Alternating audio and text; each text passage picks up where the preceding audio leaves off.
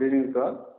ఈరోజు ఈ మీడియా సమావేశం ఏర్పాటు చేయడానికి ముఖ్యమైనటువంటి కారణం వివేకానందరెడ్డి గారి హత్య కేసులో ప్రధానమైనటువంటి సాక్షి అయినటువంటి పులివెందులకు చెందిన రంగయ్య, అప్పుడు వాచ్మెన్గా పనిచేసినటువంటి వ్యక్తి, నిన్న సాయంత్రం 6:43 గంటలకి రిమ్స్ హాస్పిటల్ కడపలో చికిత్స పొందుతూ మరణించడం జరిగింది.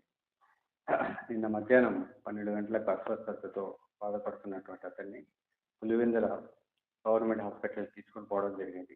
అక్కడ నుంచి రిమ్స్కి తరలించడం జరిగింది. రిమ్స్లో చికిత్స పొందుతూ మరణించారు.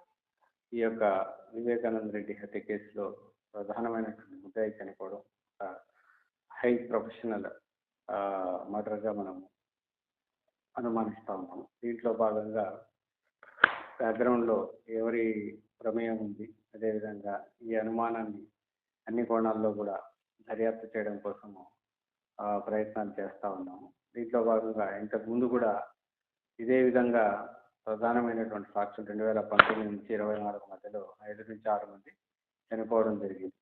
అందులో భాగంగా శంకర్ రెడ్డి 2019లో చనిపోవడం జరిగింది. అదేవిధంగా గంగాధర్ రెడ్డి 2022లో చనిపోవడం జరిగింది. వైఎస్ అభిషేక్ రెడ్డి 2024 సెప్టెంబర్లో చనిపోవడం జరిగింది. నారాయణ అనే వ్యక్తి చనిపోవడం జరిగింది. ఇప్పుడు రంగన్న 2025 మార్చిలో చనిపోవడం.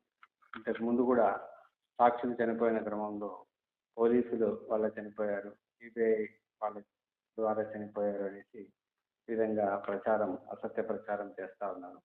దీన్ని అన్ని కోణాల్లో దర్యాప్తు చేస్తూ ఉన్నాము.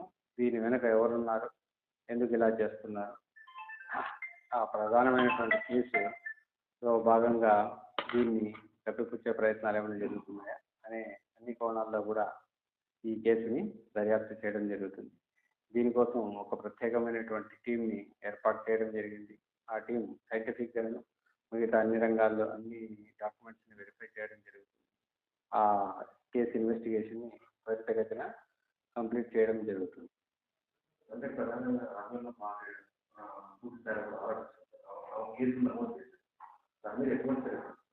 ఆమె అనుమానాస్పద కేసు కింద కంప్లైంట్ ఇవ్వడం జరిగింది. ఆమె కేసును బేస్ చేసుకొని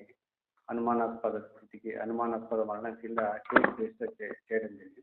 దీంట్లో వాస్తవాలన్నింటినీ కూడా అన్ని సైంటిఫిక్ యాంగిల్స్లో అనాలిసిస్ చేసి స్పెషల్ టీమ్తో అనాలిసిస్ చేసి బయటికి తీసుకురావడానికి ప్రయత్నం.